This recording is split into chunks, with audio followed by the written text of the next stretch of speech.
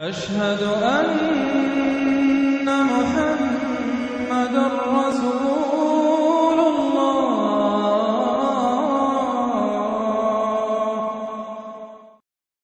مریم نام، اس سورت کا نام آیت وَاذْكُرْ فِي الْكِتَابِ مَرْيَمَ سے ماخوذ ہے۔ مراد یہ ہے کہ وہ سورہ جس میں حضرت مریم کا ذکر آیا ہے۔ زمانہ نزول، اس کا زمانہ نزول ہجرت حبشہ سے پہلے کا ہے۔ معتبر روایات سے معلوم ہوتا ہے کہ مہاجرین اسلام جب نجاشی کے دربار میں بلائے گئے تھے، اس وقت حضرت جعفر نے یہی سورت بھرے دربار میں تلاوت کی تھی۔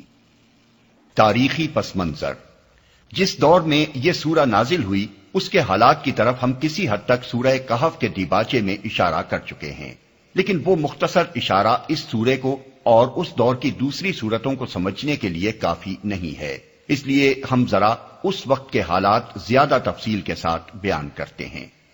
قریش کے سردار جب تضحیک، استہزاء، اطماع، تخفیف اور جھوٹے الزامات کی تشہیر سے تحریک اسلامی کو دبانے میں ناکام ہو گئے تو انہوں نے ظلم و ستم، مار پیٹ اور معاشی دباؤ کے ہتھیار استعمال کرنے شروع کیے۔ ہر قبیلے کے لوگوں نے اپنے اپنے قبیلے کے نومسلموں کو تنگ پکڑا اور طرح طرح سے ستا کر، قید کر کے، بھوک پیاس کی تکلیفیں دے کر، حتیٰ کہ سخت جسمانی اذیتیں دے دے کر انہیں اسلام چھوڑنے پر مجبور کرنے کی کوشش کی۔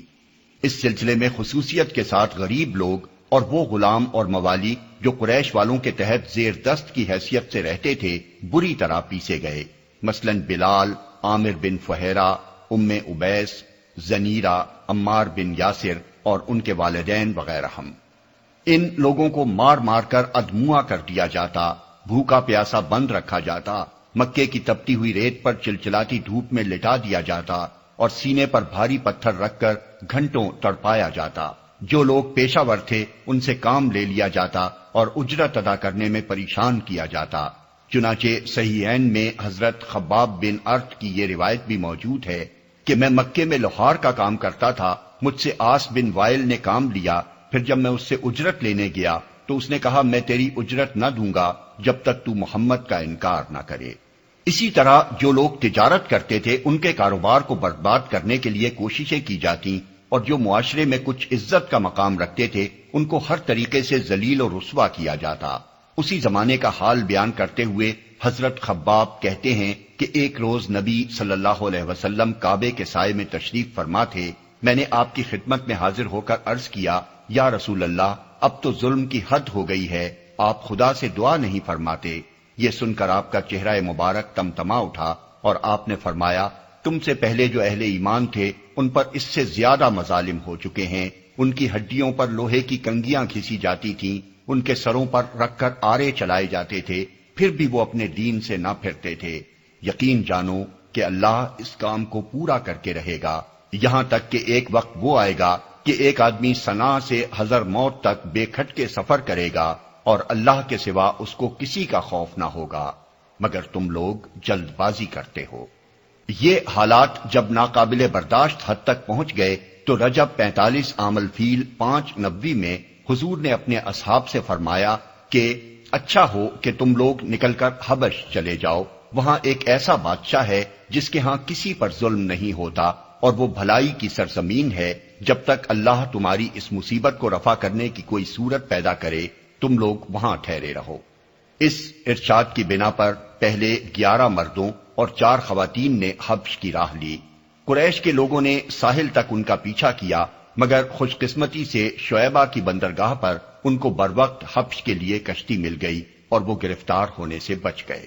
پھر چند مہینوں کے اندر مزید لوگوں نے ہجرت کی، یہاں تک کہ 83 مرد، 11 عورتیں اور 7 غیر قریشی مسلمان حبش میں جمع ہو گئے اور مکے میں نبی صلی اللہ علیہ وسلم کے ساتھ صرف 40 آدمی رہ گئے۔ اس ہجرت سے مکے کے گھر گھر میں کوہرام مچ گیا، کیونکہ قریش کے بڑے اور چھوٹے خاندانوں میں سے کوئی ایسا نہ تھا جس کے چشم و چراغ ان مہاجرین میں شامل نہ ہوں۔ کسی کا بیٹا گیا تو کسی کا داماد، کسی کی بیٹی گئی تو کسی کا بھائی اور کسی کی بہن۔ ابو جہل کے بھائی سلمہ بن ہشام اور اس کے چچا زاد بھائی ہشام بن ابی حذیفہ اور عیاش بن ابی ربیعہ اور اس کی چچا زاد بہن حضرت ام سلمہ، ابو سفیان کی بیٹی ام حبیبہ، اتبا کے بیٹے اور ہند جگرخوار کے سگے بھائی ابو حذیفہ، سہیل بن عمرو کی بیٹی سہلہ اور اسی طرح دوسرے سرداران قریش اور مشہور دشمنان اسلام کے اپنے جگر گوشے دین کی خاطر گھر بار چھوڑ کر نکل کھڑے ہوئے تھے۔ اسی لیے کوئی گھر نہ تھا جو اس واقعے سے متاثر نہ ہوا ہو۔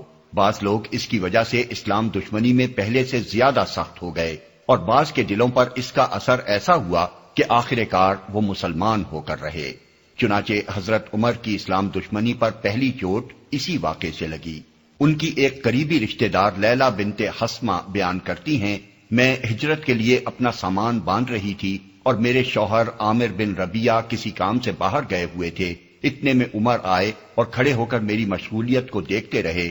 کچھ دیر کے بعد کہنے لگے، عبداللہ کی ماں جا رہی ہو؟ میں نے کہا، ہاں، خدا کی قسم تم لوگوں نے ہمیں بہت ستایا۔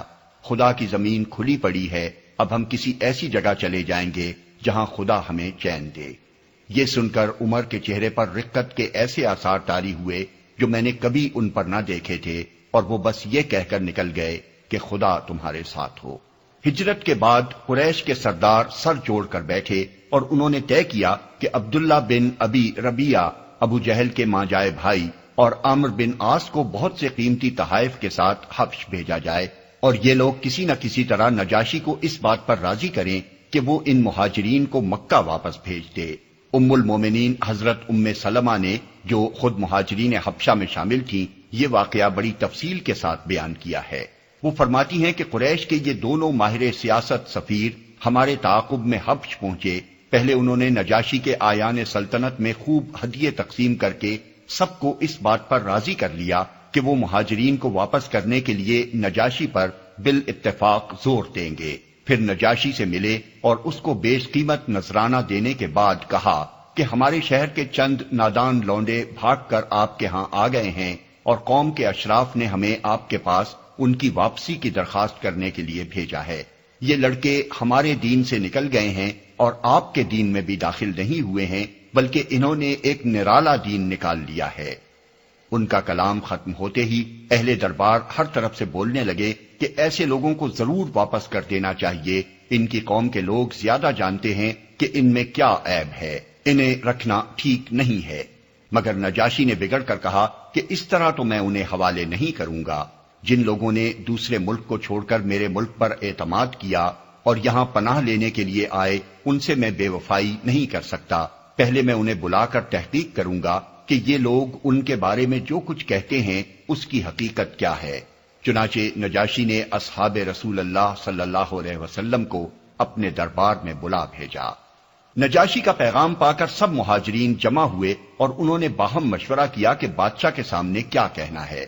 آخر سب نے بالاتفاق یہ فیصلہ کیا کہ نبی صلی اللہ علیہ وسلم نے جو تعلیم ہمیں دی ہے ہم تو وہی بے کم و کاست پیش کریں گے، خواہ نجاشی ہمیں رکھے یا نکال دے۔ دربار میں پہنچے تو چھوٹتے ہی نجاشی نے سوال کیا، یہ تم لوگوں نے کیا کیا؟ اپنی قوم کا دین بھی چھوڑا اور میرے دین میں بھی داخل نہ ہوئے، نہ دنیا کے اور نہ دوسرے ادیان میں سے کسی کو اختیار کیا۔ آخر یہ تمہارا نیا دین ہے کیا؟ اس پر مہاجرین کی طرف سے جعفر بن ابی طالب نے ایک برجستہ تقریر کی، جس میں پہلے عرب جاہلیت کی دینی، اخلاقی اور معاشرتی خرابیوں کو بیان کیا، پھر نبی صلی اللہ علیہ وسلم کی بعثت کا ذکر کر کے بتایا کہ آپ کیا تعلیمات پیش فرماتے ہیں، پھر ان مظالم کا ذکر کیا جو آن حضور کی پیروی اختیار کرنے والوں پر قریش کے لوگ ڈھا رہے تھے، اور اپنا کلام اس بات پر ختم کیا کہ دوسرے ملکوں کے بجائے ہم نے آپ کے ملک کا رخ اس امید پر کیا ہے کہ یہاں ہم پر ظلم نہ ہوگا۔ نجاشی نے یہ تقریر سن کر کہا، ذرا مجھے وہ کلام تو سناؤ جو تم کہتے ہو کہ خدا کی طرف سے تمہارے نبی پر اترا ہے۔ حضرت جعفر نے جواب میں سورہ مریم کا وہ ابتدائی حصہ سنایا جو حضرت یحییٰ اور حضرت عیسیٰ علیہ السلام سے متعلق ہے۔ نجاشی اس کو سنتا رہا اور روتا رہا یہاں تک کہ اس کی داڑھی تر ہو گئی۔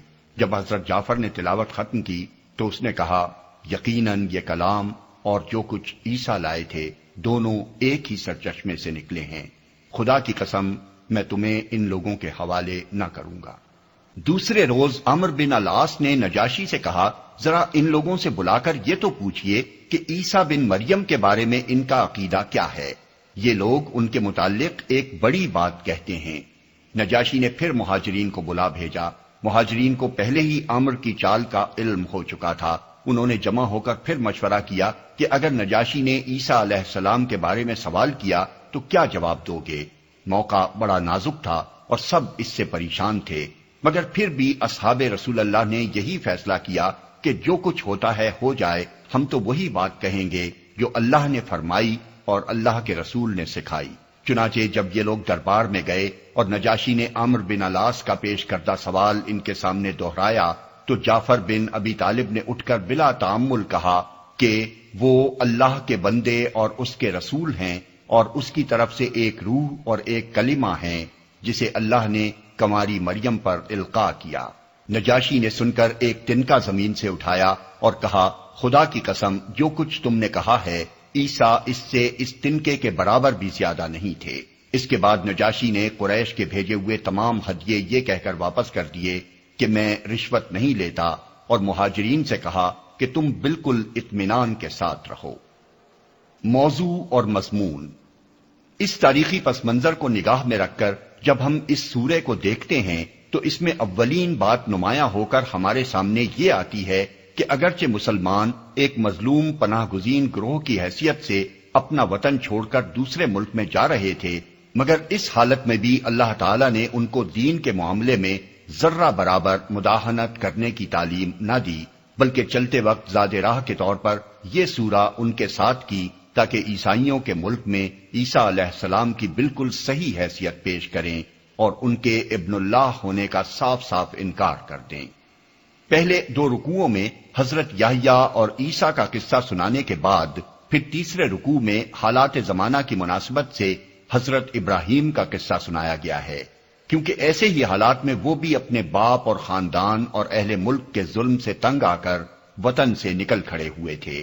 اس سے ایک طرف کفار مکہ کو یہ سبق دیا گیا ہے کہ آج ہجرت کرنے والے مسلمان ابراہیم کی پوزیشن میں ہیں اور تم لوگ ان ظالموں کی پوزیشن میں ہو جنہوں نے تمہارے باپ اور پیشوا ابراہیم علیہ السلام کو گھر سے نکالا تھا۔ دوسری طرف مہاجرین کو یہ بشارت دی گئی ہے کہ جس طرح ابراہیم علیہ السلام وطن سے نکل کر تباہ نہ ہوئے بلکہ اور زیادہ سربلند ہو گئے، ایسا ہی انجام نیک تمہارا انتظار کر رہا ہے۔ اس کے بعد چوتھے رکوع میں دوسرے انبیاء کا ذکر کیا گیا ہے، جس سے یہ بتانا مقصود ہے کہ تمام انبیاء علیہم السلام وہی دین لے کر آئے تھے جو محمد صلی اللہ علیہ وسلم لائے ہیں، مگر انبیاء کے گزر جانے کے بعد ان کی امتیں بگڑتی رہی ہیں، اور آج مختلف امتوں میں جو گمراہیاں پائی جا رہی ہیں یہ اسی بگاڑ کا نتیجہ ہے۔ آخری دو رکوعوں میں کفار مکہ کی گمراہیوں پر سخت تنقید کی گئی ہے اور کلام ختم کرتے ہوئے اہل ایمان کو مجدہ سنایا گیا ہے کہ دشمنان حق کی ساری کوششوں کے باوجود بالآخر تم محبوب خلائق ہو کر رہو گے۔ سمع و بصر نے مولانا سید ابو العلا مودودی رحمت اللہ علیہ کی مشہور تفسیر تفہیم القرآن کی 6 جلدوں کو 6 آڈیو سی ڈی MP3 کی شکل میں تیار کیا ہے۔ بسم اللہ الرحمن الرحیم۔ شروع اللہ کے نام سے جو رحمان و رحیم ہے۔ کاف ہا یا عین صاد ذکر رحمت ربک عبدہ زکریا اذ نادى ربه نداء خفيا۔ کاف ہا یا عین صاد، ذکر ہے اس رحمت کا جو تیرے رب نے اپنے بندے زکریا پر کی تھی جبکہ اس نے اپنے رب کو چپکے چپکے پکارا۔ ذکر ہے اس رحمت کا۔ تقابل کے لیے سورہ آل عمران رکوع 4 پیش نظر رہے، جس میں یہ قصہ دوسرے الفاظ میں بیان ہو چکا ہے۔ اپنے بندے زکریا پر کی تھی۔ یہ حضرت زکریا جن کا یہاں ذکر ہو رہا ہے حضرت ہارون کے خاندان سے تھے۔ ان کی پوزیشن ٹھیک ٹھیک سمجھنے کے لیے ضروری ہے کہ بنی اسرائیل کے نظام کہانت یعنی پریسٹ ہوڈ کو اچھی طرح سمجھ لیا جائے۔ فلسطین پر قابض ہونے کے بعد بنی اسرائیل نے ملک کا انتظام اس طرح کیا تھا کہ حضرت یعقوب علیہ السلام کی اولاد کے 12 قبیلوں میں تو سارا ملک تقسیم کر دیا گیا، اور 13واں قبیلہ یعنی لادی بن یعقوب کا گھرانہ مذہبی خدمات کے لیے مخصوص رہا۔ پھر بنی لادی میں سے بھی اصل وہ خاندان جو مقدس میں خداوند کے آگے بخور جلانے کی خدمت اور پاک ترین چیزوں کی تقدیس کا کام کرتا تھا، حضرت ہارون علیہ السلام کا خاندان تھا۔ باقی دوسرے بنی لادی مقدس کے اندر نہیں جا سکتے تھے، بلکہ خداوند کے گھر کی خدمت کے وقت صحنوں اور کوٹریوں میں کام کرتے تھے۔ سبت کے دن اور عیدوں کے موقع پر سوختنی قربانیاں چڑھاتے تھے اور مقدس کی نگرانی میں بنی ہارون کا ہاتھ بٹاتے تھے۔ بنی ہارون کے 24 خاندان تھے جو باری باری سے مقدس کی خدمت کے لیے حاضر ہوتے تھے۔ انہی خاندانوں میں سے ایک ابیہ کا خاندان تھا جس کے سردار حضرت زکریا تھے۔ اپنے خاندان کی باری کے دنوں میں یہی مقدس میں جاتے اور خداوند کے حضور بخور جلانے کی خدمت انجام دیتے تھے۔ تفصیل کے لیے ملاحظہ ہو بائبل کی کتاب تواریخ اول باب 23 اور 24۔ قال رب إني وهن العظم مني واشتعل الرأس شيبا ولم أكن بدعائك رب شقيا۔ اس نے عرض کیا، اے پروردگار، میری ہڈیاں تک گھل گئی ہیں اور سر بڑھاپے سے بھڑک اٹھا ہے۔ اے پروردگار، میں کبھی تجھ سے دعا مانگ کر نامراد نہیں رہا۔ وَإِنِّي خِفْتُ الْمَوَالِيَ مِنْ وَرَائِي وَكَانَتِ امْرَأَتِي عَاقِرًا فَهَبْ لِي مِنْ لَدُنْكَ وَلِيًّا يَرِثُنِي وَيَرِثُ مِنْ آلِ يَعْقُوبَ وَاجْعَلْهُ رَبِّ رَضِيًّا۔ مجھے اپنے پیچھے اپنے بھائی بندوں کی برائیوں کا خوف ہے اور میری بیوی بانجھ ہے، تو مجھے اپنے فضل خاص سے ایک وارث عطا کرتے جو میرا وارث بھی ہو اور آل یعقوب کی میراث بھی پائے، اور اے پروردگار اس کو ایک پسندیدہ انسان بنا۔ بھائی بندوں کی برائیوں کا خوف ہے۔ مطلب یہ ہے کہ ابیہ کے خاندان میں میرے بعد کوئی ایسا نظر نہیں آتا جو دینی اور اخلاقی حیثیت سے اس منصب کا اہل ہو جسے میں سنبھالے ہوئے ہوں۔ آگے جو نسل اٹھتی نظر آ رہی ہے اس کے لچھن بگڑے ہوئے ہیں۔ آل یعقوب کی میراث بھی پائے، یعنی مجھے صرف اپنی ذات ہی کا وارث مطلوب نہیں ہے بلکہ خانوادہ یعقوب کی بھلائیوں کا وارث مطلوب ہے۔ یا زکریا انا نبشرک بغلام اسمه یحیی لم نجعل له من قبل سمیا۔ جواب دیا گیا، اے زکریا، ہم تجھے ایک لڑکے کی بشارت دیتے ہیں جس کا نام یحییٰ ہوگا، ہم نے اس نام کا کوئی آدمی اس سے پہلے پیدا نہیں کیا۔ لوقا کی انجیل میں الفاظ یہ ہیں، تیرے کنبے میں کسی کا یہ نام نہیں۔ باب 1 آیت 61۔ قال رب أنا يكون لي غلام وكانت امرأتي عاقرا وقد بلغت من الكبر عتيا۔ عرض کیا، پروردگار، بھلا میرے ہاں کیسے بیٹا ہوگا جبکہ میری بیوی بانجھ ہے اور میں بوڑھا ہو کر سوکھ چکا ہوں۔ قال كذلك قال ربك هو علي هين وقد خلقتك من قبل ولم تك شيئا۔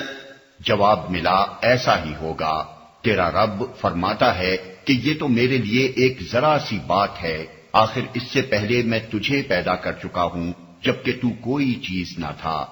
حضرت زکریا کے سوال اور فرشتے کے جواب کو نگاہ میں رکھیے، کیونکہ آگے چل کر حضرت مریم علیہ السلام کے قصے میں پھر یہی مضمون آ رہا ہے، اور اس کا جو مفہوم یہاں ہے وہی وہاں بھی ہونا چاہیے۔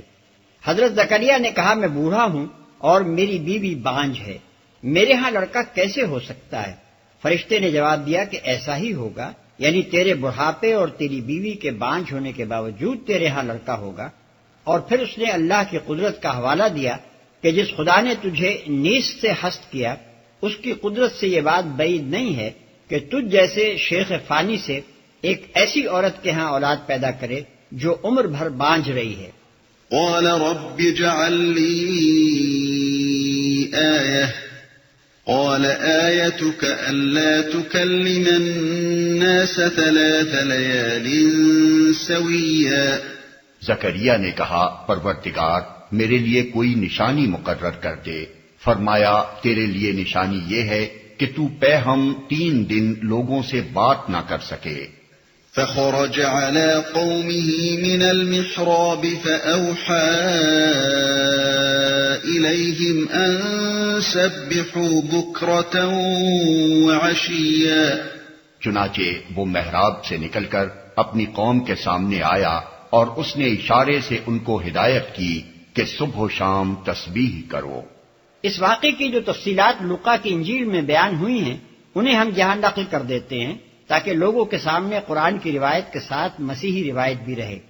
یہودیہ کے بادشاہ ہیرودیس کے زمانے میں ابیہ کے فریق سے زکریا نام کا ایک کاہن تھا اور اس کی بیوی ہارون کی اولاد میں سے تھی، اور اس کا نام الیشبہ یعنی الزبتھ تھا، اور وہ دونوں خدا کے حضور راست باز اور خداوند کے سب احکام و قوانین پر بے عیب چلنے والے تھے، اور ان کے اولاد نہ تھی کیونکہ الیشبہ بانجھ تھی اور وہ دونوں عمر رسیدہ تھے۔ جب وہ خدا کے حضور اپنے فریق کی باری پر کہانت کا کام انجام دیتا تھا تو ایسا ہوا کہ کہانت کے دستور کے موافق اس کے نام کا قرعہ نکلا کہ خداوند کے مقدس میں جا کر خوشبو جلائے، اور لوگوں کی ساری جماعت خوشبو جلاتے وقت باہر دعا کر رہی تھی کہ خداوند کا فرشتہ خوشبو کے تدوہ کی داہنی طرف کھڑا ہوا اس کو دکھائی دیا، اور زکریا دیکھ کر گھبرایا اور اس پر دہشت چھا گئی، مگر فرشتے نے اس سے کہا کہ اے زکریا خوف نہ کر کیونکہ تیری دعا سن لی گئی۔ حضرت زکریا علیہ السلام کی دعا کا ذکر بائبل میں کہیں نہیں ہے۔ اور تیرے لیے تیری بیوی الیشبہ کے بیٹا ہوگا، تو اس کا نام یوحنا یعنی یحییٰ رکھنا، اور تجھے خوشی و خرمی ہوگی، اور بہت سے لوگ اس کی پیدائش کے سبب سے خوش ہوں گے کیونکہ وہ خداوند کے حضور میں بزرگ ہوگا۔ سورہ آل عمران میں اس کے لیے لفظ سیدن استعمال ہوا ہے، اور ہرگز نہ میں اور نہ کوئی اور شراب پیے گا، تقیًا، اور اپنی ماں کے بطن ہی سے روح القدس سے بھر جائے گا، اور بہت سے بنی اسرائیل کو خداوند کی طرف جو ان کا خدا ہے پھیرے گا، اور وہ ایلیا یعنی الیاس علیہ السلام کی روح اور قوت میں اس کے آگے آگے چلے گا کہ والدوں کے دل اولاد کی طرف اور نافرمانوں کو راست بازوں کی دانائی پر چلنے کی طرف پھیرے اور خداوند کے لیے ایک مستعد قوم تیار کرے۔ زکریا نے فرشتے سے کہا میں اس بات کو کس طرح جانوں کیونکہ میں بوڑھا ہوں اور میری بیوی عمر رسیدہ ہے۔ فرشتے نے اس سے کہا میں جبریل ہوں جو خدا کے حضور کھڑا رہتا ہوں اور اس لیے بھیجا گیا ہوں کہ تجھ سے کلام کروں اور تجھے ان باتوں کی خوشخبری دوں۔ اور دیکھ جس دن تک یہ باتیں واقع نہ ہو لیں تو چپکا رہے گا اور بول نہ سکے گا، اس لیے کہ تو نے میری باتوں کا جو اپنے وقت پر پوری ہوں گی یقین نہ کیا۔ یہ بیان قرآن سے مختلف ہے۔ قرآن اسے نشانی قرار دیتا ہے اور لوقا کی روایت اسے سزا کہتی ہے۔ نیز قرآن صرف 3 دن کی خاموشی کا ذکر کرتا ہے، اور لوقا کہتا ہے کہ اس وقت سے حضرت یحییٰ علیہ السلام کی پیدائش تک حضرت زکریا علیہ السلام گونگے رہے، اور لوگ زکریا کی راہ دیکھتے اور تعجب کرتے تھے کہ اسے مقدس میں کیوں دیر لگی۔ جب وہ باہر آیا تو ان سے بول نہ سکا، پس انہوں نے معلوم کیا کہ اس نے مقدس میں رویا دیکھی ہے، اور وہ ان سے اشارے کرتا تھا اور گونگا ہی رہا۔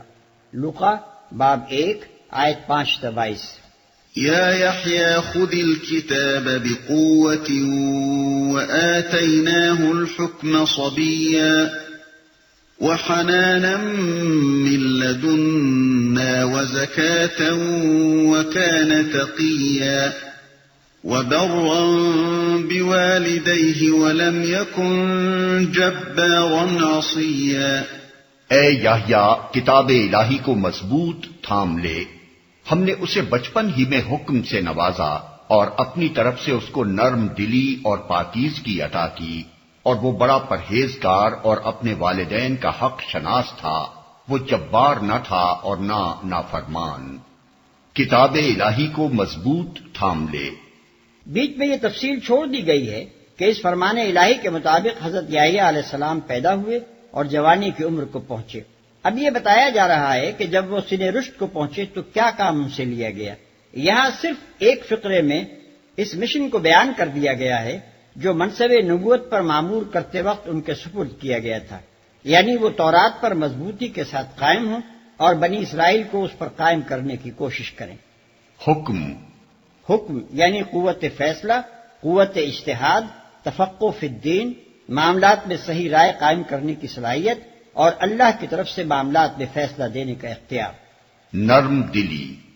اصل میں لفظ حنان استعمال ہوا ہے جو قریب قریب مامتا کا ہم معنی ہے، یعنی ایک ماں کو جو غائب درجے کی شفقت اپنی اولاد پر ہوتی ہے، جس کی بنا پر وہ بچے کی تکلیف پر تڑپ اٹھتی ہے، وہ شفقت حضرت یحییٰ علیہ السلام کے دل میں بندگان خدا کے لیے پیدا کی گئی تھی. وَسَلَامٌ عَلَيْهِ يَوْمَ وُلِدَ وَيَوْمَ يَمُوتُ وَيَوْمَ يُبْعَثُ حَيًّا. سلام اس پر جس روز کہ وہ پیدا ہوا اور جس دن وہ مرے اور جس روز وہ زندہ کر کے اٹھایا جائے. حضرت یحییٰ علیہ السلام کے جو حالات مختلف انجیلوں میں بکھرے ہوئے ہیں، انہیں جمع کر کے ہم یہاں ان کی سیرت پاک کا ایک نقشہ پیش کرتے ہیں، جس سے سورہ آل عمران اور اس سورہ کے مختصر اشارات کی توضیح ہوگی. لوقا کے بیان کے مطابق حضرت یحییٰ علیہ السلام حضرت عیسیٰ علیہ السلام سے 6 مہینے بڑے تھے. ان کی والدہ اور حضرت عیسیٰ علیہ السلام کی والدہ آپس میں قریبی رشتہ دار تھیں. تقریباً 30 سال کی عمر میں وہ نبوت کے منصب پر عملاً مامور ہوئے، اور یوحنا کی روایت کے مطابق انہوں نے شرق اردن کے علاقے میں دعوت اللہ کا کام شروع کیا. وہ کہتے تھے، میں بیابان میں ایک پکارنے والے کی آواز ہوں کہ تم خداوند کی راہ کو سیدھا کرو. یوحنا باب 1 آیت 23. مرقس کا بیان ہے کہ وہ لوگوں سے گناہوں کی توبہ کراتے تھے اور توبہ کرنے والوں کو بپتسمہ دیتے تھے، یعنی توبہ کے بعد غسل کراتے تھے تاکہ روح اور جسم دونوں پاک ہو جائیں. یہودیہ اور یروشلم کے بکثرت لوگ ان کے معتقد ہو گئے تھے اور ان کے پاس جا کر بپتسمہ لیتے تھے. مرقس باب 1 آیت 4 اور 5. اسی بنا پر ان کا نام یوحنا بپتسمہ دینے والا یعنی جان دا بیپٹسٹ مشہور ہو گیا تھا. عام طور پر بنی اسرائیل ان کی نبوت تسلیم کر چکے تھے. متی باب 21 آیت 26. مسیح علیہ السلام کا قول تھا کہ جو عورتوں سے پیدا ہوئے ہیں ان میں یوحنا بپتسمہ دینے والے سے بڑا کوئی نہیں ہوا. متی باب 11 آیت 11. وہ اونٹ کے بالوں کی پوشاک پہنے اور چمڑے کا پٹکا کمر سے باندھے رہتے تھے اور ان کی خوراک ٹڈیاں اور جنگلی شہد تھا. متی باب 3 آیت 4. اس فقیرانہ زندگی کے ساتھ وہ منادی کرتے پھرتے تھے کہ توبہ کرو کیونکہ آسمان کی بادشاہی قریب آ گئی ہے. متی باب 3 آیت 2. یعنی مسیح علیہ السلام کی دعوت نبوت کا آغاز ہونے والا ہے. اسی بنا پر ان کو عموماً حضرت مسیح کا ارحاس کہا جاتا ہے، اور یہی بات ان کے متعلق قرآن میں کہی گئی ہے کہ مصدقم بکلمۃ من اللہ، سورہ آل عمران آیت 39. وہ لوگوں کو روزے اور نماز کی تلقین کرتے تھے. متی باب 9 آیت 14. لوقا باب 5 آیت 33. لوقا باب 11 آیت 1. وہ لوگوں سے کہتے تھے کہ جس کے پاس 2 کرتے ہوں وہ اس کو جس کے پاس نہ ہو بانٹ دے، اور جس کے پاس کھانا ہو وہ بھی ایسا ہی کرے. محصول لینے والوں نے پوچھا کہ استاد ہم کیا کریں؟ تو انہوں نے فرمایا جو تمہارے لیے مقرر ہے اس سے زیادہ نہ لینا. سپاہیوں نے پوچھا ہمارے لیے کیا ہدایت ہے؟ فرمایا نہ کسی پر ظلم کرو اور نہ ناحق کسی سے کچھ لو اور اپنی تنخواہ پر کفایت کرو. لوقا باب 3 آیت 10 اور 14. بنی اسرائیل کے بگڑے ہوئے علماء فریسی اور صدوقی ان کے پاس بپتسمہ لینے آئے تو ڈانٹ کر فرمایا، اے سانپ کے بچوں، تم کو کس نے جتا دیا کہ آنے والے غضب سے بھاگو؟ اپنے دلوں میں یہ کہنے کا خیال نہ کرو کہ ابراہیم ہمارا باپ ہے. اب درختوں کی جڑوں پر کلہاڑا رکھا ہوا ہے، پس جو درخت اچھا پھل نہیں لاتا وہ کاٹا اور آگ میں ڈالا جاتا ہے. متی باب 3 آیت 7 اور 10. ان کے عہد کا یہودی فرما روا ہیرود اینٹی پوس، جس کی ریاست میں وہ دعوت حق کی خدمت انجام دیتے تھے، سرتاپا رومی تہذیب میں غرق تھا اور اس کی وجہ سے سارے ملک میں فسق و فجور پھیل رہا تھا. اس نے خود اپنے بھائی فلپ کی بیوی ہیرودیاس کو اپنے گھر میں ڈال رکھا تھا. حضرت یحییٰ علیہ السلام نے اس پر ہیرود کو ملامت کی اور اس کی فاسقانہ حرکات کے خلاف آواز اٹھائی. اس جرم میں ہیرود نے ان کو گرفتار کر کے جیل بھیج دیا.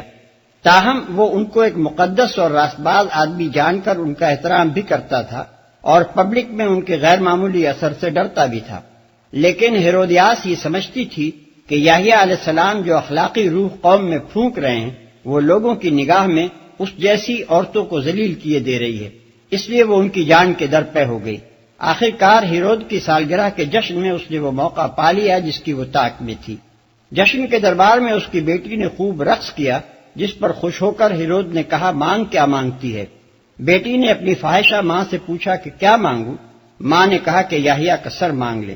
چنانچہ اس نے ہیرود کے سامنے ہاتھ باندھ کر عرض کیا، مجھے یوحنا بپتسمہ دینے والے کا سر ایک تھال میں رکھوا کر ابھی منگوا دیجیے۔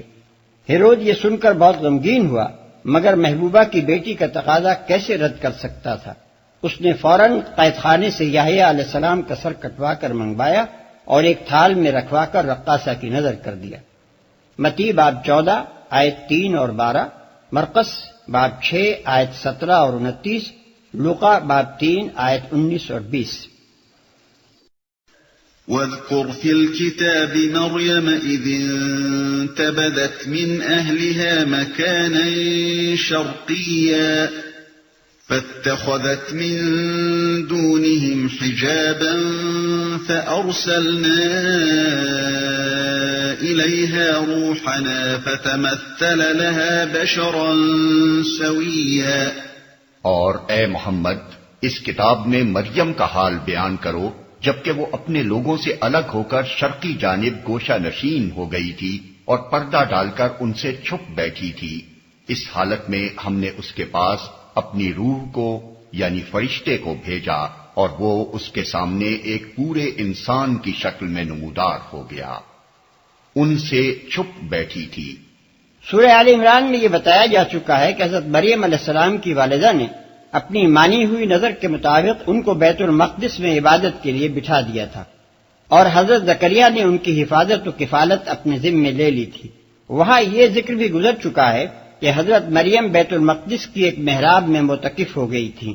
اب یہاں یہ بتایا جا رہا ہے کہ وہ محراب جس میں حضرت مریم معتکف تھیں بیت المقدس کے شرقی حصے میں واقع تھی، اور انہوں نے معتکفین کے عام طریقے کے مطابق ایک پردہ لٹکا کر اپنے آپ کو دیکھنے والوں کی نگاہوں سے محفوظ کر لیا تھا۔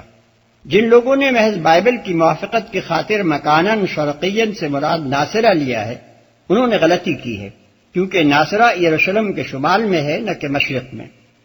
قالت انی اعوذ بالرحمن منک ان کنت تقیا۔ مریم یکا یک بول اٹھی، اگر تو کوئی خدا ترس آدمی ہے تو میں تجھ سے رحمان کی پناہ مانگتی ہوں۔ قال انما انا رسول ربك لأهب لك غلاما زكيا۔ اس نے کہا میں تو تیرے رب کا فرستادہ ہوں اور اس لیے بھیجا گیا ہوں کہ تجھے ایک پاکیزہ لڑکا دوں۔ قالت أنا يكون لي غلام ولم يمسسني بشر ولم أك بغيا۔ مریم نے کہا میرے ہاں کیسے لڑکا ہوگا جبکہ مجھے کسی بشر نے چھوا تک نہیں ہے اور میں کوئی بدکار عورت نہیں ہوں۔ قال كذلك قال ربك هو علي هين ولنجعله آية للناس ورحمة منا وكان أمرا مقضيا۔ فرشتے نے کہا ایسا ہی ہوگا، تیرا رب فرماتا ہے کہ ایسا کرنا میرے لیے بہت آسان ہے، اور ہم یہ اس لیے کریں گے کہ اس لڑکے کو لوگوں کے لیے ایک نشانی بنائیں اور اپنی طرف سے ایک رحمت، اور یہ کام ہو کر رہنا ہے، ایک نشانی بنائیں۔ جیسا کہ اس سے پہلے ہم اشارہ کر آئے ہیں، حضرت مریم علیہ السلام کے استجاب پر فرشتے کا یہ کہنا کہ ایسا ہی ہوگا ہرگز اس معنی میں نہیں ہو سکتا کہ بشر تجھ کو چھوئے گا اور اس سے تیرے ہاں لڑکا پیدا ہوگا، بلکہ اس کا صاف مطلب یہ ہے کہ تیرے ہاں لڑکا ہوگا باوجود اس کے کہ تجھے کسی بشر نے نہیں چھوا ہے۔ اوپر انہی الفاظ میں حضرت زکریا علیہ السلام کا استجاب نقل ہو چکا ہے، اور وہاں بھی فرشتے نے یہی جواب دیا ہے۔ ظاہر ہے کہ جو مطلب اس جواب کا وہاں ہے وہی یہاں بھی ہے۔ اسی طرح سورہ ذاریات آیات 28 تا 30 میں جب فرشتہ حضرت ابراہیم علیہ السلام کو بیٹے کی بشارت دیتا ہے اور حضرت سارہ کہتی ہیں کہ مجھ بوڑھی بانجھ کے ہاں بیٹا کیسے ہوگا، تو فرشتہ ان کو جواب دیتا ہے کہ کذالک، ایسا ہی ہوگا۔ ظاہر ہے کہ اس سے مراد بڑھاپے اور بانجھپن کے باوجود ان کے ہاں اولاد ہونا ہے۔ علاوہ بنی اگر کذالک کا مطلب یہ لے لیا جائے کہ بشر تجھے چھوئے گا اور تیرے ہاں اسی طرح لڑکا ہوگا جیسے دنیا بھر کی عورتوں کے ہاں ہوا کرتا ہے، تو پھر بعد کے دونوں فقرے بالکل بے معنی ہو جاتے ہیں۔ اس صورت میں یہ کہنے کی کیا ضرورت رہ جاتی ہے کہ تیرا رب کہتا ہے کہ ایسا کرنا میرے لیے بہت آسان ہے، اور یہ کہ ہم اس لڑکے کو ایک نشانی بنانا چاہتے ہیں۔ نشانی کا لفظ یہاں صریحاً معجزے کے معنی میں استعمال ہوا ہے، اور اسی معنی پر یہ فقرہ بھی دلالت کرتا ہے کہ ایسا کرنا میرے لیے بہت آسان ہے۔ لہذا اس ارشاد کا مطلب بجز اس کے اور کچھ نہیں ہے کہ ہم اس لڑکے کی ذات ہی کو ایک معجزے کی حیثیت سے بنی اسرائیل کے سامنے پیش کرنا چاہتے ہیں۔ بعد کی تفصیلات اس بات کی خود تشریح کر رہی ہیں کہ حضرت عیسیٰ علیہ السلام کی ذات کو کس طرح معجزہ بنا کر پیش کیا گیا۔ فحملته فانتبذت به مكانا قصيا فأجاءها المخاض إلى جذع النخلة قالت يا ليتني مت قبل هذا وكنت نسيا منسيا۔ مریم کو اس بچے کا حمل رہ گیا اور وہ اس حمل کو لیے ہوئے ایک دور کے مقام پر چلی گئی۔ پھر زچگی کی تکلیف نے اسے ایک کھجور کے درخت کے نیچے پہنچا دیا۔ وہ کہنے لگی کاش میں اس سے پہلے ہی مر جاتی اور میرا نام و نشان نہ رہتا۔ ایک دور کے مقام پر چلی گئی۔ دور کے مقام سے مراد بیت لحم ہے۔ حضرت مریم علیہ السلام کا اپنے اعتکاف سے نکل کر وہاں جانا ایک فطری امر تھا۔ بنی اسرائیل کے مقدس ترین گھرانے، بنی ہارون کی لڑکی، اور پھر وہ جو بیت المقدس میں خدا کی عبادت کے لیے وقف ہو کر بیٹھی تھی، یکایک حاملہ ہو گئی۔ اس حالت میں اگر وہ اپنی جائے اعتکاف پر بیٹھی رہتی اور ان کا حمل لوگوں پر ظاہر ہو جاتا تو خاندان والے ہی نہیں قوم کے دوسرے لوگ بھی ان کا جینا مشکل کر دیتے۔ اس لیے بیچاری اس شدید آزمائش میں مبتلا ہونے کے بعد خاموشی کے ساتھ اپنے اعتکاف کا حجرہ چھوڑ کر نکل کھڑی ہوئی، تاکہ جب تک اللہ کی مرضی پوری ہو قوم کی لعنت و ملامت اور عام بدنامی سے تو بچی رہیں۔ یہ واقعہ بجائے خود اس بات کی بہت بڑی دلیل ہے کہ حضرت عیسیٰ علیہ السلام باپ کے بغیر پیدا ہوئے تھے۔ اگر وہ شادی شدہ ہوتی اور شوہر ہی سے ان کے ہاں بچہ پیدا ہو رہا ہوتا تو کوئی وجہ نہ تھی کہ میکے اور سسرال سب کو چھوڑ چھاڑ کر وہ زچگی کے لیے تنے تنہا ایک دور دراز مقام پر چلی جاتی۔ میرا نام و نشان نہ رہتا۔ ان الفاظ سے اس پریشانی کا اندازہ کیا جا سکتا ہے جس میں حضرت مریم علیہ السلام اس وقت مبتلا تھی۔ موقع کی نزاکت ملحوظ رہے تو ہر شخص سمجھ سکتا ہے کہ ان کی زبان سے یہ الفاظ درد ذہن کی تکلیف کی وجہ سے نہیں نکلے تھے، بلکہ یہ فکر ان کو کھائی جا رہی تھی کہ اللہ تعالیٰ نے جس خطرناک آزمائش میں انہیں ڈالا ہے اس سے کس طرح بخیریت عہدہ برا ہوں۔ حمل کو تو اب تک کسی نہ کسی طرح چھپا لیا، اب اس بچے کو کہاں لے جائیں؟ بعد کا یہ فقرہ کہ فرشتے نے ان سے کہا غم نہ کر، اس بات کو واضح کر رہا ہے کہ حضرت مریم علیہ السلام نے یہ الفاظ کیوں کہے تھے۔ شادی شدہ لڑکی کے ہاں جب پہلا بچہ پیدا ہو رہا ہو تو وہ چاہے تکلیف سے کتنی ہی تڑپے، اسے رنج و غم کبھی لاحق نہیں ہوا کرتا۔ فناداها من تحتها ألا تحزني قد جعل ربك تحتك سريا وهزي إليك بجذع النخلة تساقط عليك رطبا جنيا فكلي واشربي وقري عينا فإما ترين من البشر أحدا فقولي إني نذرت للرحمن صوما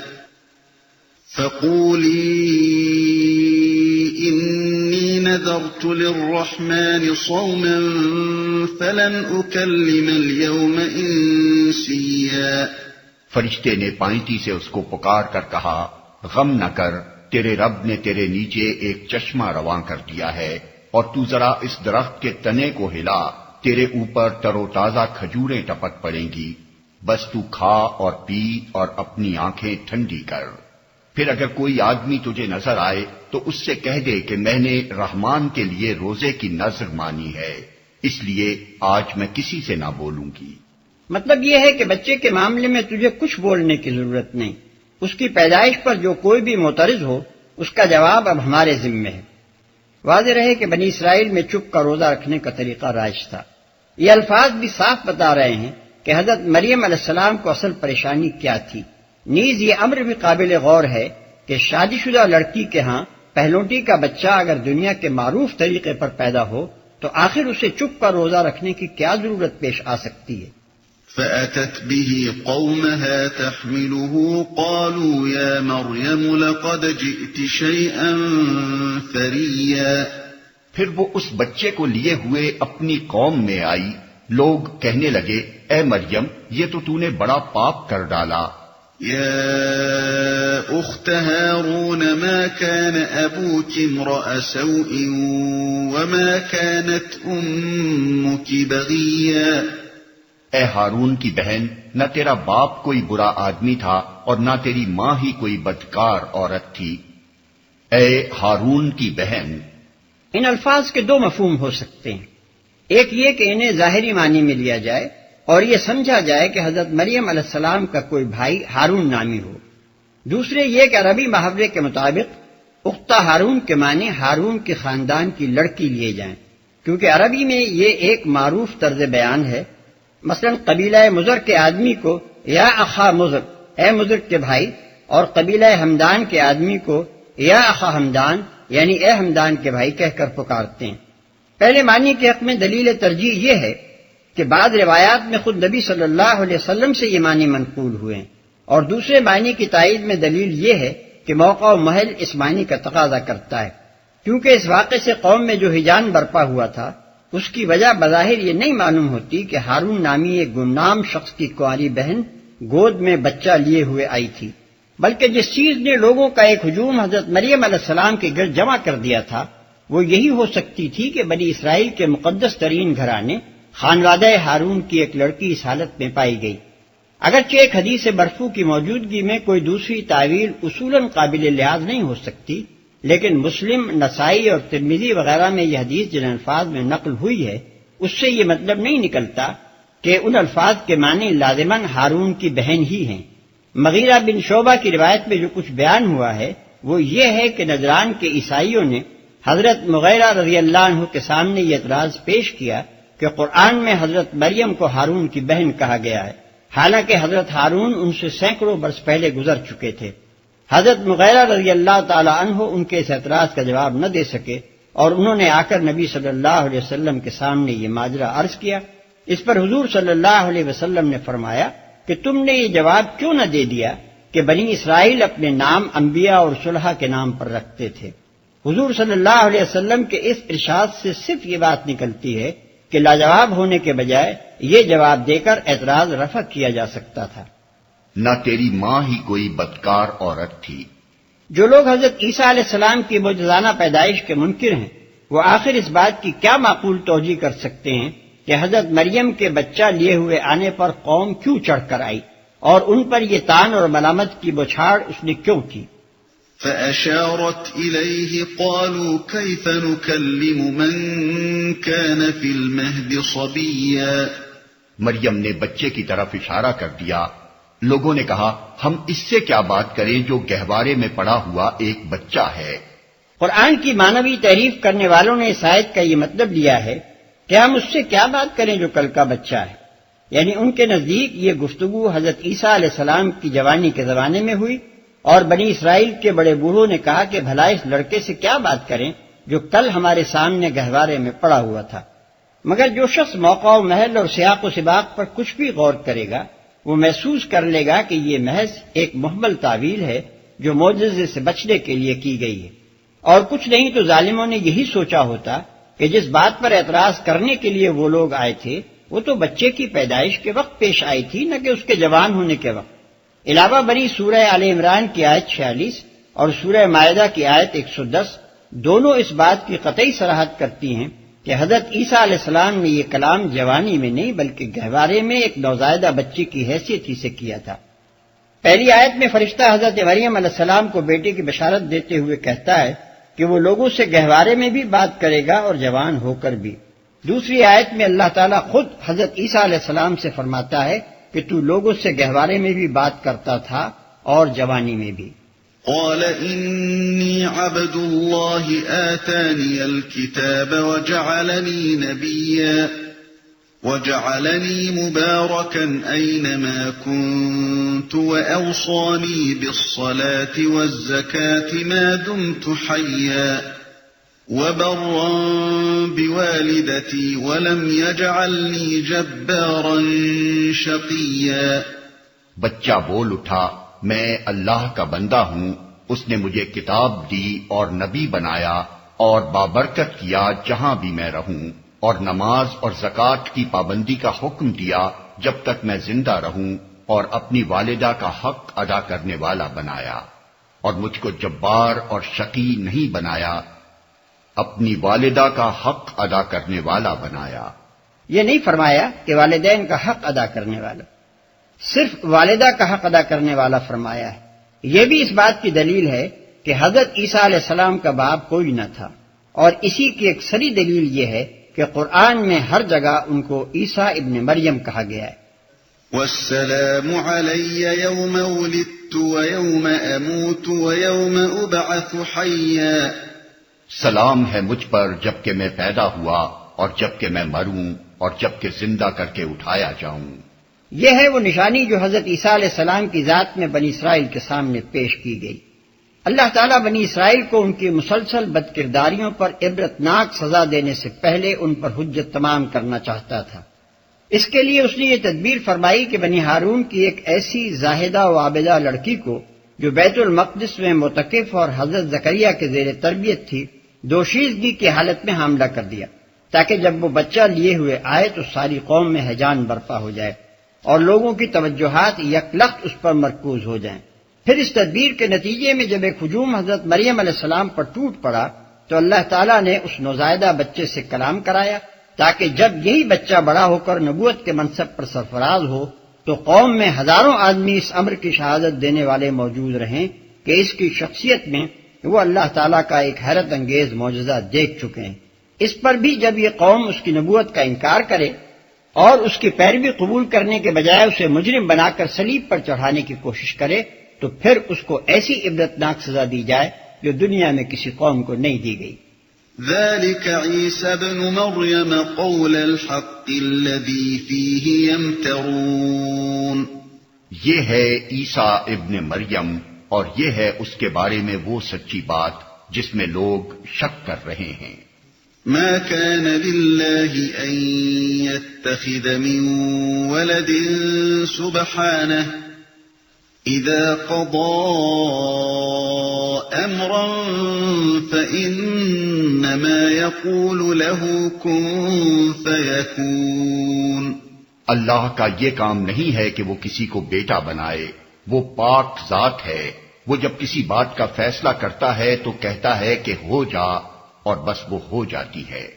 یہاں تک جو بات عیسائیوں کے سامنے وعدے کی گئی ہے وہ یہ ہے کہ حضرت عیسیٰ علیہ السلام کے متعلق ابن اللہ ہونے کا جو عقیدہ انہوں نے اختیار کر رکھا ہے وہ باطل ہے.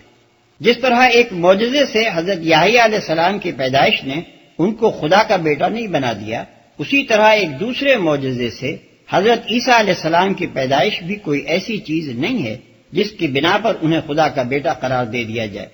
عیسائیوں کی اپنی روایات میں بھی یہ بات موجود ہے کہ حضرت یحییٰ علیہ السلام اور حضرت عیسیٰ علیہ السلام دونوں ایک طرح کے معجزے سے پیدا ہوئے تھے. چنانچہ لوقا کی انجیل میں قرآن ہی کی طرح ان دونوں معجزوں کا ذکر ایک سلسلہ بیان میں کیا گیا ہے. لیکن یہ عیسائیوں کا غلو ہے کہ وہ ایک معجزے سے پیدا ہونے والے کو اللہ کا بندہ کہتے ہیں اور دوسرے معجزے سے پیدا ہونے والے کو اللہ کا بیٹا بنا بیٹھے ہیں. وَإِنَّ اللَّهَ رَبِّي وَرَبُّكُمْ فَاعْبُدُوهُ هَذَا صِرَاطٌ مُسْتَقِيمٌ. فَاخْتَلَفَ الْأَحْزَابُ مِنْ بَيْنِهِمْ فَوَيْلٌ لِلَّذِينَ كَفَرُوا مِنْ مَشْهَدِ يَوْمٍ عَظِيمٍ. أسمع بهم وأبصر يوم يأتوننا لكن الظالمون اليوم في ضلال مبين. اور عیسیٰ نے کہا تھا اللہ میرا رب بھی ہے اور تمہارا رب بھی، پس تم اس کی بندگی کرو، یہی سیدھی راہ ہے. مگر پھر مختلف گروہ باہم اختلاف کرنے لگے، سو جن لوگوں نے کفر کیا ان کے لیے وہ وقت بڑی تباہی کا ہوگا جبکہ وہ ایک بڑا دن دیکھیں گے جب وہ ہمارے سامنے حاضر ہوں گے. اس روز تو ان کے کان بھی خوب سن رہے ہوں گے اور ان کی آنکھیں بھی خوب دیکھتی ہوں گی، مگر آج یہ ظالم کھلی گمراہی میں مبتلا ہیں. یہی سیدھی راہ ہے. یہاں عیسائیوں کو بتایا گیا ہے کہ حضرت عیسیٰ علیہ السلام کی دعوت بھی وہی تھی جو تمام دوسرے انبیاء علیہ السلام لے کر آئے تھے. انہوں نے اس کے سوا کچھ نہیں سکھایا تھا کہ صرف خدا واحد کی بندگی کی جائے. اب یہ جو تم نے ان کو بندے کے بجائے خدا بنا لیا ہے اور انہیں عبادت میں اللہ کے ساتھ شریک کر رہے ہو، یہ تمہاری اپنی ایجاد ہے. تمہارے پیشوا کی یہ تعلیم ہرگز نہیں تھی. پھر مختلف گروہ یعنی عیسائیوں کے گروہ. وَأَنذِرْهُمْ يَوْمَ الْحَسْرَةِ إِذْ قُضِيَ الْأَمْرُ وَهُمْ فِي غَفْلَةٍ وَهُمْ لَا يُؤْمِنُونَ. اے محمد، اس حالت میں جبکہ یہ لوگ غافل ہیں اور ایمان نہیں لا رہے ہیں، انہیں اس دن سے ڈرا دو جبکہ فیصلہ کر دیا جائے گا اور پچھتاوے کے سوا کوئی چارہ کار نہ ہوگا. إِنَّا نَحْنُ نَرِثُ الْأَرْضَ وَمَنْ عَلَيْهَا وَإِلَيْنَا يُرْجَعُونَ. آخر کار ہم ہی زمین اور اس کی ساری چیزوں کے وارث ہوں گے اور سب ہماری طرف ہی پلٹائے جائیں گے. یہاں وہ تقریر ختم ہوتی ہے جو عیسائیوں کو سنانے کے لیے نازل فرمائی گئی تھی. اس تقریر کی عظمت کا صحیح اندازہ اسی وقت ہو سکتا ہے جبکہ آدمی اس کو پڑھتے وقت وہ تاریخی پس منظر نگاہ میں رکھے جو ہم نے اس سورے کے دیباچے میں بیان کیا ہے.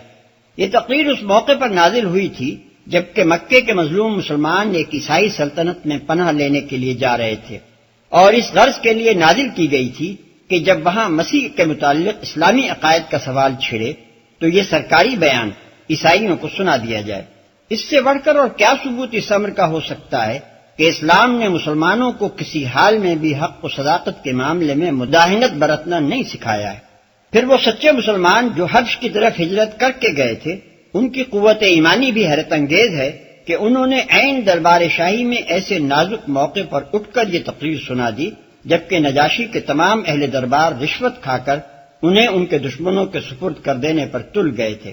اس وقت اس امر کا پورا خطرہ تھا کہ مسیحیت کے بنیادی عقائد پر اسلام کا یہ بلاگ تبصرہ سن کر نجاشی بھی بگڑ جائے گا اور ان مظلوم مسلمانوں کو قریش کے قصائیوں کے حوالے کر دے گا، مگر اس کے باوجود انہوں نے کلمہ حق پیش کرنے میں ذرہ برابر تامل نہ کیا. وَاذْكُرْ فِي الْكِتَابِ إِبْرَاهِيمَ إِنَّهُ كَانَ صِدِّيقًا نَبِيًّا. اور اس کتاب میں ابراہیم کا قصہ بیان کرو، بے شک وہ ایک راست باز انسان اور ایک نبی تھا. ابراہیم کا قصہ بیان کرو. یہاں سے خطاب کا رخ اہل مکہ کی طرف پھر رہا ہے، جنہوں نے اپنے نوجوان بیٹوں، بھائیوں اور دوسرے رشتہ داروں کو اسی طرح خدا پرستی کے جرم میں گھر چھوڑنے پر مجبور کر دیا تھا جس طرح حضرت ابراہیم علیہ السلام کو ان کے باپ اور بھائی بندوں نے دیس نکالا دیا تھا. اس غرض کے لیے دوسرے انبیاء کو چھوڑ کر خاص طور پر حضرت ابراہیم علیہ السلام کے قصے کا انتخاب اس لیے کیا گیا کہ قریش کے لوگ ان کو اپنا پیشوا مانتے تھے اور انہی کی اولاد ہونے پر عرب میں اپنا فخر جتایا کرتے تھے. اذ قال لأبيه يا أبت لم تعبد ما لا يسمع ولا يبصر ولا يغني عنك شيئا. انہیں ذرا اس موقع کی یاد دلاؤ جبکہ اس نے اپنے باپ سے کہا کہ ابا جان آپ کیوں ان چیزوں کی عبادت کرتے ہیں جو نہ سنتی ہیں نہ دیکھتی ہیں اور نہ آپ کا کوئی کام بنا سکتی ہیں. یا ابت انی قد جاءنی من العلم ما لم یأتک فاتبعنی اہدک صراطا سویا. ابا جان میرے پاس ایک ایسا علم آیا ہے جو آپ کے پاس نہیں آیا، آپ میرے پیچھے چلیں میں آپ کو سیدھا راستہ بتاؤں گا. یا ابت لا تعبد الشیطان ان الشیطان کان للرحمن عصیا. ابا جان آپ شیطان کی بندگی نہ کریں، شیطان تو رحمان کا نافرمان ہے، آپ شیطان کی بندگی نہ کریں. اصل الفاظ ہیں لا تعبد الشیطان، یعنی شیطان کی عبادت نہ کریں. اگرچہ حضرت ابراہیم علیہ السلام کے والد اور قوم کے دوسرے لوگ عبادت بتوں کی کرتے تھے، لیکن چونکہ اطاعت وہ شیطان کی کر رہے تھے، اس لیے حضرت ابراہیم علیہ السلام نے ان کی اس اطاعت شیطان کو بھی عبادت شیطان قرار دیا۔ اس سے معلوم ہوا کہ عبادت محض پوجا اور پرستش کا نام نہیں بلکہ اطاعت کا نام بھی ہے۔ نیز اس سے یہ بھی معلوم ہوا کہ اگر کوئی شخص کسی پر لعنت کرتے ہوئے بھی اس کی بندگی بجا لائے تو وہ اس کی عبادت کا مجرم ہے، کیونکہ شیطان بہرحال کسی زمانے میں بھی لوگوں کا معبود بمعنی معروف نہیں رہا، بلکہ اس کے نام پر ہر زمانے میں لوگ لعنت ہی بھیجتے رہے ہیں۔ یا ابت انی اخاف ان یمسک عذاب من الرحمن فتکون للشیطان ولیا۔ ابا جان، مجھے ڈر ہے کہ کہیں آپ رحمان کے عذاب میں مبتلا نہ ہو جائیں اور شیطان کے ساتھی بن کر رہیں۔ قال اراغب انت عن آلهتي يا ابراهيم لئن لم تنته لارجمنك واهجرني مليا۔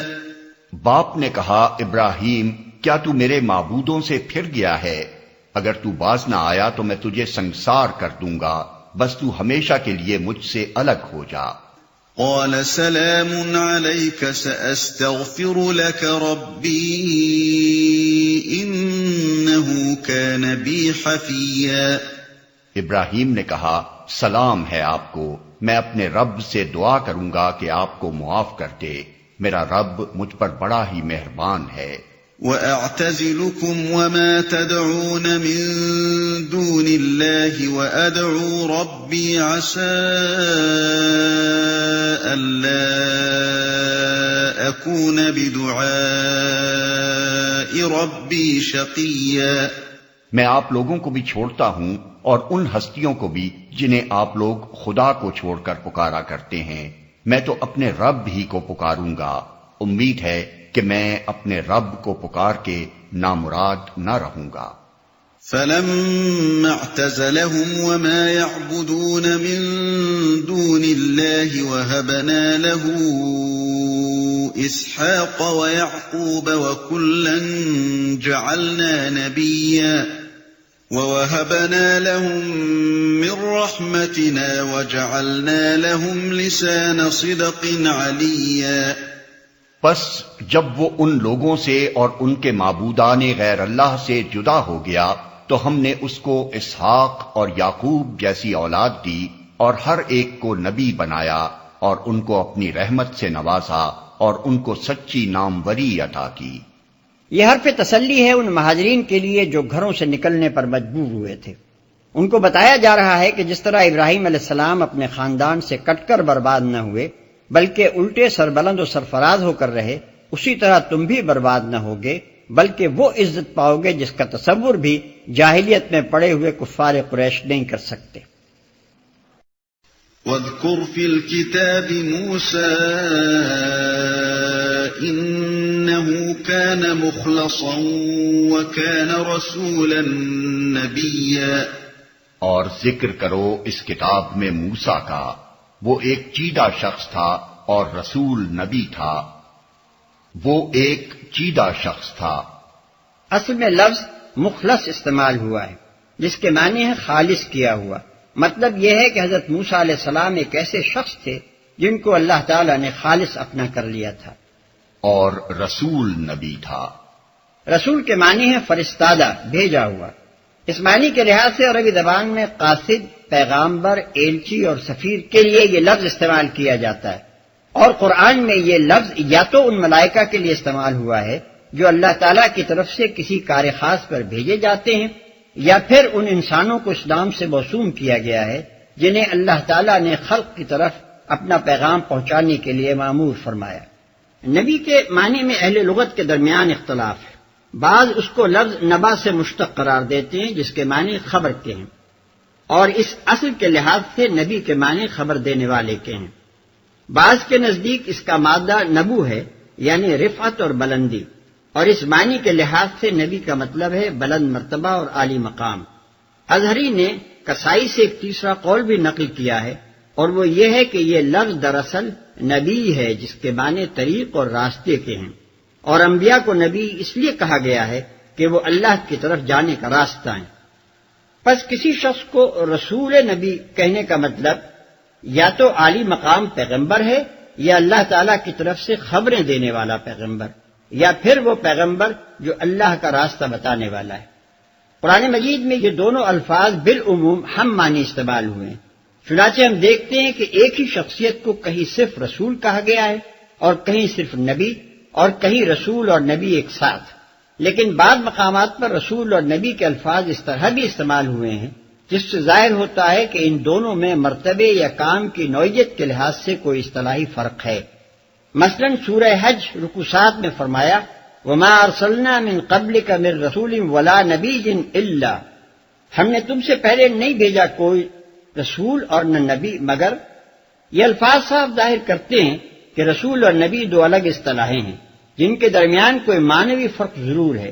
اسی بنا پر اہل تفسیر میں یہ بحث چل پڑی ہے کہ اس فرق کی نوعیت کیا ہے، لیکن حقیقت یہ ہے کہ قطعی دلائل کے ساتھ کوئی بھی رسول اور نبی کی الگ الگ حیثیتوں کا تعین نہیں کر سکا ہے۔ زیادہ سے زیادہ جو بات یقین کے ساتھ کہی جا سکتی ہے وہ یہ ہے کہ رسول کا لفظ نبی کے بنسبت خاص ہے، یعنی ہر رسول نبی بھی ہوتا ہے مگر ہر نبی رسول نہیں ہوتا، یا بالفاظ دیگر انبیاء میں سے رسول کا لفظ ان جلیل القدر ہستیوں کے لیے بولا گیا ہے جن کو عام انبیاء کے بنسبت زیادہ اہم منصب سپرد کیا گیا تھا۔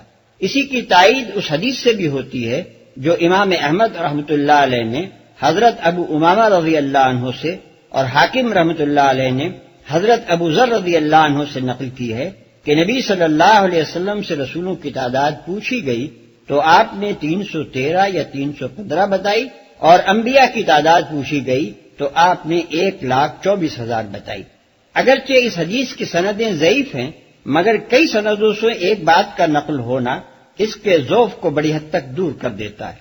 وَنَادَيْنَاهُ مِن جَانِبِ الطُّورِ الْأَيْمَنِ وَقَرَّبْنَاهُ نَجِيًّا وَوَهَبْنَا لَهُ مِن رَّحْمَتِنَا أَخَاهُ هَارُونَ نَبِيًّا، ہم نے اس کو طور کے داہنی جانب سے پکارا اور راز کی گفتگو سے اس کو تقرب عطا کیا، اور اپنی مہربانی سے اس کے بھائی ہارون کو نبی بنا کر اسے مددگار کے طور پر دیا۔ طور کے داہنی جانب سے پکارا، کوہ طور کے دائنی جانب سے مراد اس کا مشرقی دامن ہے، چونکہ حضرت موسیٰ علیہ السلام مدین سے مصر جاتے ہوئے اس راستے سے گزر رہے تھے جو کوہ طور کے جنوب سے جاتا ہے، اور جنوب کی طرف سے اگر کوئی شخص طور کو دیکھے تو اس کے دائیں جانب مشرق اور بائیں جانب مغرب ہوگا، اس لیے حضرت موسیٰ علیہ السلام کی نسبت سے طور کے مشرقی دامن کو داہنی جانب فرمایا گیا، ورنہ ظاہر ہے کہ بجائے خود پہاڑ کا کوئی دایاں یا بایاں رخ نہیں ہوتا۔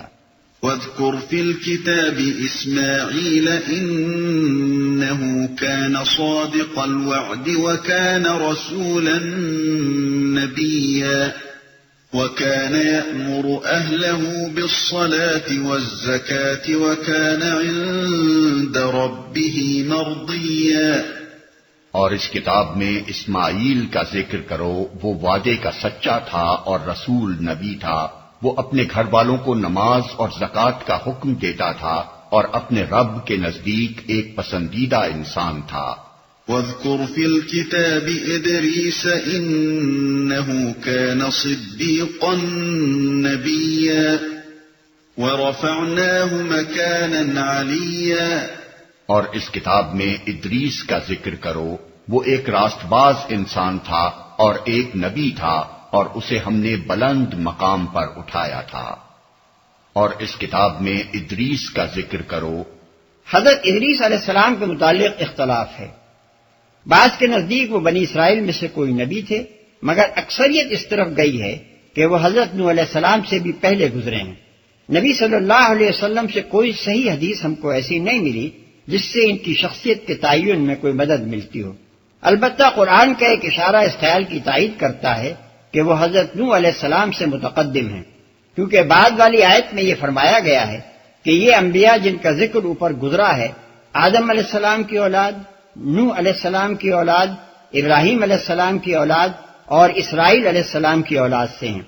اب یہ ظاہر ہے کہ حضرت یحییٰ، حضرت عیسیٰ اور موسیٰ علیہ السلام تو بنی اسرائیل میں سے ہیں، حضرت اسماعیل علیہ السلام، حضرت اسحاق علیہ السلام اور حضرت یعقوب علیہ السلام اولاد ابراہیم علیہ السلام سے ہیں، اور حضرت ابراہیم علیہ السلام اولاد نوح سے ہیں۔ اس کے بعد صرف ادریس ہی رہ جاتے ہیں جن کے متعلق یہ سمجھا جا سکتا ہے کہ وہ اولاد آدم سے ہیں۔ مفسرین کا عام خیال یہ ہے کہ بائبل میں جن بزرگ کا نام ہنوک یعنی اینوک بتایا گیا ہے وہی حضرت ادریس علیہ السلام ہیں۔ ان کے متعلق بائبل کا بیان یہ ہے، اور ہنوک 65 برس کا تھا جب اس سے متوسلح پیدا ہوا، اور متوسلح کی پیدائش کے بعد ہنوک 300 برس تک خدا کے ساتھ ساتھ چلتا رہا، اور وہ غائب ہو گیا کیونکہ خدا نے اسے اٹھا لیا۔ پیدائش باب 5 آیت 21 اور 24۔ تلمود کی اسرائیلی روایات میں ان کے حالات زیادہ تفصیل کے ساتھ بتائے گئے ہیں۔ ان کا خلاصہ یہ ہے کہ حضرت نوح علیہ السلام سے پہلے جب بنی آدم میں بگاڑ کی ابتدا ہوئی تو خدا کے فرشتے نے ہنوک کو، جو لوگوں سے الگ تھلگ زاہدانہ زندگی بسر کرتے تھے، پکارا کہ اے ہنوک اٹھو، گوشہ عزلت سے نکلو اور زمین کے باشندوں میں چل پھر کر ان کو وہ راستہ بتاؤ جس پر ان کو چلنا چاہیے، اور وہ طریقے بتاؤ جن پر انہیں عمل کرنا چاہیے۔ یہ حکم پا کر وہ نکلے اور انہوں نے جگہ جگہ لوگوں کو جمع کر کے وعظ و تلقین کی، اور نسل انسانی نے ان کی اطاعت قبول کر کے اللہ کی بندگی اختیار کر لی۔ ہنوک 353 برس تک نسل انسانی پر حکمران رہے۔ ان کی حکومت انصاف اور حق پرستی کی حکومت تھی۔ ان کے عہد میں زمین پر خدا کی رحمتیں برستی تھیں۔ حوالہ تالمود سلیکشنز پیج 18-21۔ اور اسے ہم نے بلند مقام پر اٹھایا تھا۔ اس کا سیدھا سادہ مطلب تو یہ ہے کہ اللہ تعالیٰ نے حضرت ادریس علیہ السلام کو بلند مرتبہ عطا کیا تھا، لیکن اسرائیلی روایات سے منتقل ہو کر یہ بات ہمارے ہاں بھی مشہور ہو گئی کہ اللہ تعالیٰ نے حضرت ادریس علیہ السلام کو آسمان پر اٹھا لیا۔ بائبل میں تو صرف اسی قدر ہے کہ وہ غائب ہو گئے کیونکہ خدا نے ان کو اٹھا لیا، مگر تلمود میں اس کا ایک طویل قصہ بیان ہوا ہے جس کا خاتمہ اس پر ہوتا ہے کہ ہنوک ایک بگولے میں آتشی رتھ اور گھوڑوں سمیت آسمان پر چڑھ گئے۔ آیت سجدہ۔ أولئك الذين أنعم الله عليهم من النبيين من ذرية آدم وممن حملنا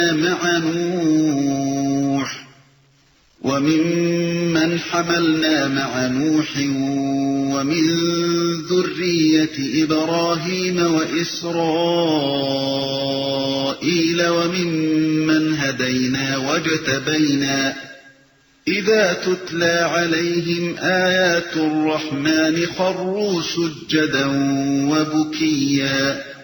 یہ وہ پیغمبر ہیں جن پر اللہ نے انعام فرمایا آدم کی اولاد میں سے اور ان لوگوں کی نسل سے جنہیں ہم نے نوح کے ساتھ کشتی پر سوار کیا تھا، اور ابراہیم کی نسل سے اور اسرائیل کی نسل سے، اور یہ ان لوگوں میں سے تھے جن کو ہم نے ہدایت بخشی اور برگزیدہ کیا۔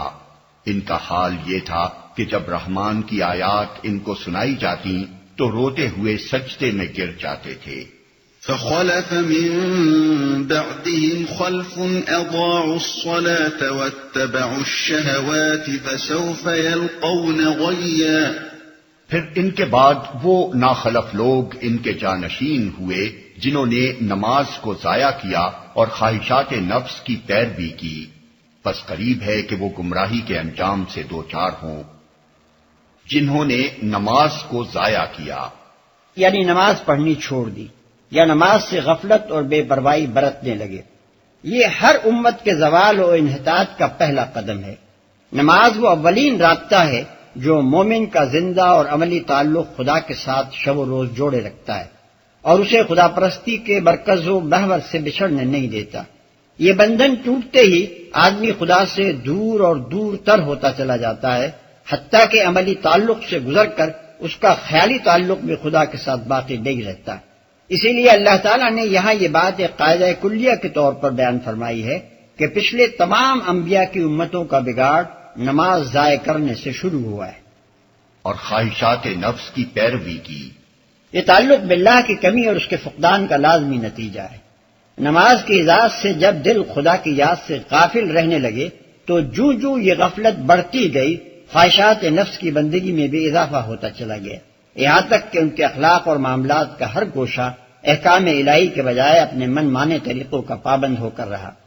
إلا من تاب وآمن وعمل صالحا فأولئك يدخلون الجنة ولا يظلمون شيئا۔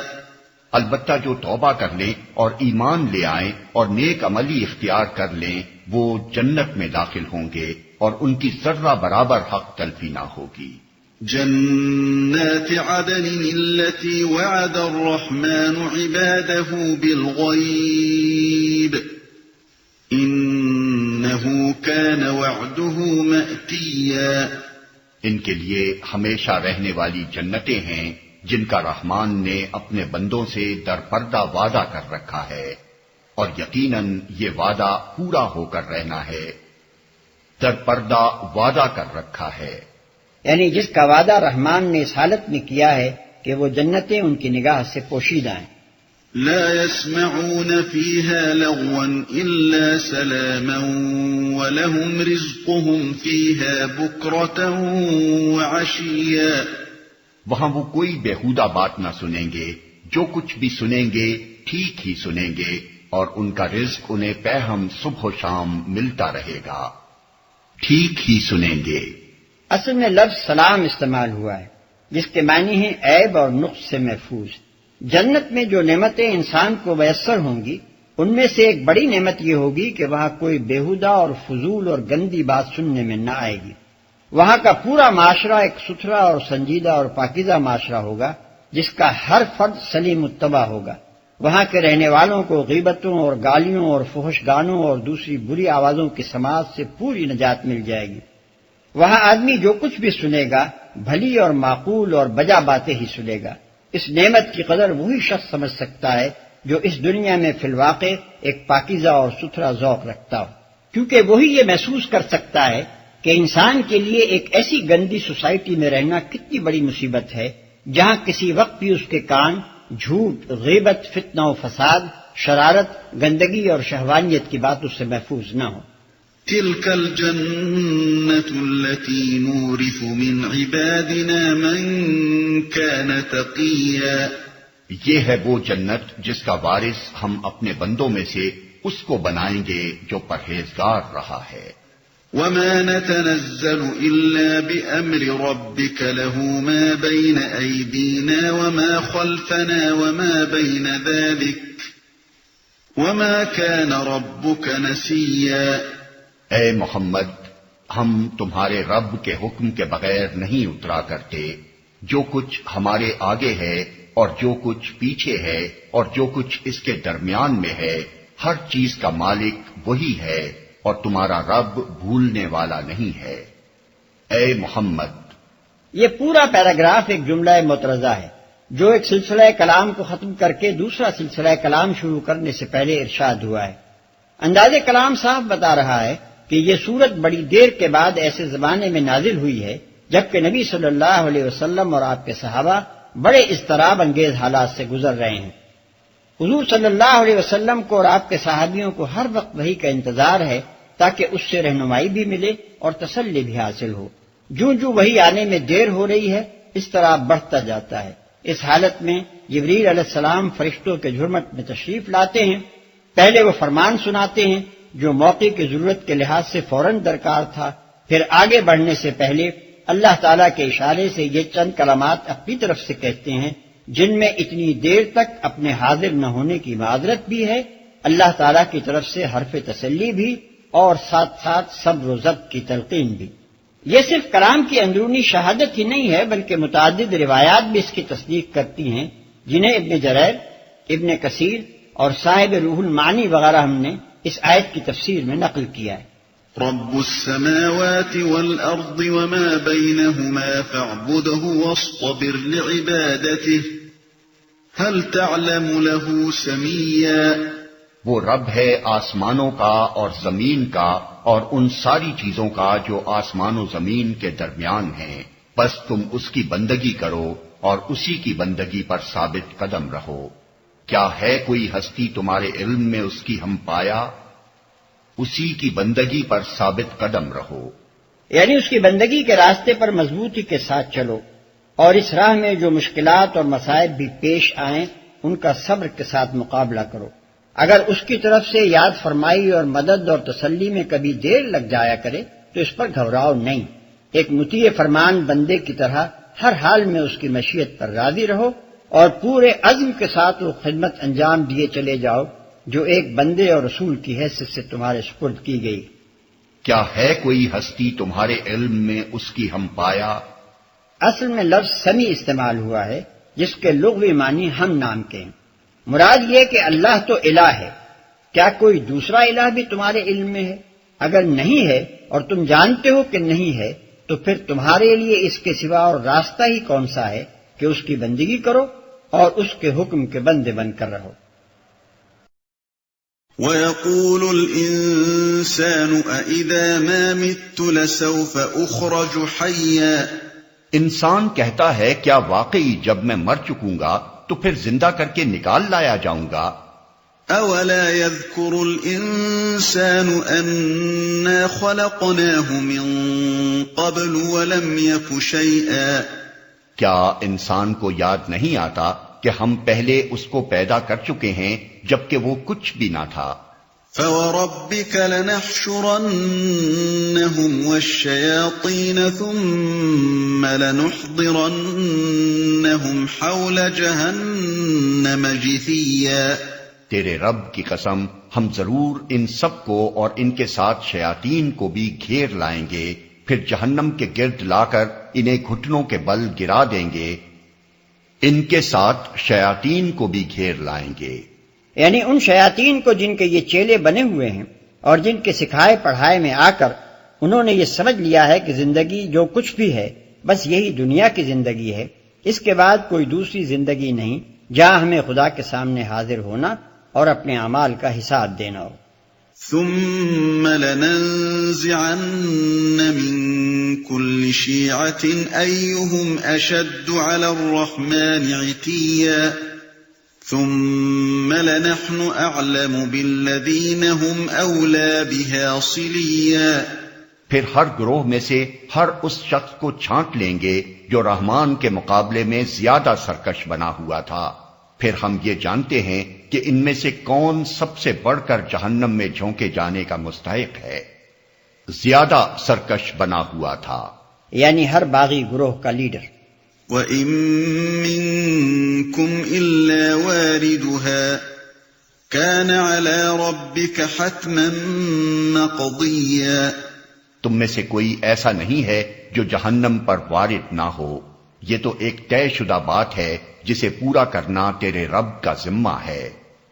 جو جہنم پر وارد نہ ہو، وارد ہونے کے معنی بعض روایات میں داخل ہونے کے بیان کیے گئے، مگر ان میں سے کسی کی سند بھی نبی صلی اللہ علیہ وسلم تک قابل اعتماد ذرائع سے نہیں پہنچتی، اور پھر یہ بات قرآن مجید اور ان کثیر التعداد صحیح احادیث کے بھی خلاف ہے جن میں مومنین صالحین کے دوزخ میں جانے کی قطعی نفی کی گئی۔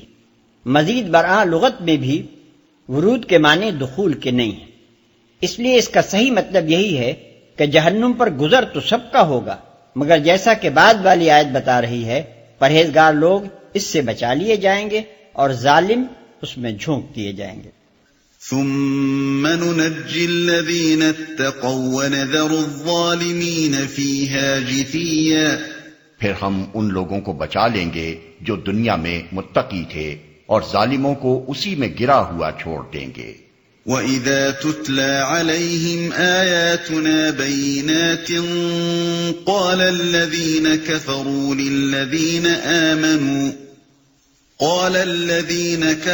لِلَّذِينَ آمَنُوا أَيُّ الْفَرِيقَيْنِ خَيْرٌ مَّقَامًا وَأَحْسَنُ نَدِيًّا، وَكَمْ أَهْلَكْنَا قَبْلَهُم مِّن قَرْنٍ هُمْ أَحْسَنُ أَثَاثًا وَرِئْيًا، ان لوگوں کو جب ہماری کھلی کھلی آیات سنائی جاتی ہیں تو انکار کرنے والے ایمان لانے والوں سے کہتے ہیں بتاؤ ہم دونوں گروہوں میں سے کون بہتر حالت میں ہے اور کس کی مجلسیں زیادہ شاندار ہیں۔ حالانکہ ان سے پہلے ہم کتنی ہی ایسی قوموں کو ہلاک کر چکے ہیں جو ان سے زیادہ سر و سامان رکھتی تھیں اور ظاہری شان و شوکت میں ان سے بڑی ہوئی تھیں۔ کس کی مجلسیں زیادہ شاندار ہیں؟ یعنی ان کا استدلال یہ تھا کہ دیکھ لو دنیا میں کون اللہ کے فضل اور اس کی نعمتوں سے نوازا جا رہا ہے، کس کے گھر زیادہ شاندار ہیں، کس کا معیار زندگی زیادہ بلند ہے، کس کی محفلیں زیادہ ٹھاٹ سے جمتی ہیں۔ اگر یہ سب کچھ ہمیں میسر ہے اور تم اس سے محروم ہو تو خود سوچ لو کہ آخر یہ کیسے ممکن تھا کہ ہم باطل پر ہوتے اور یوں مزے اڑاتے اور تم حق پر ہوتے اور اس طرح خستہ و درماندہ رہتے۔ قل من كان في الضلالة فليمدد له الرحمن مدا حتى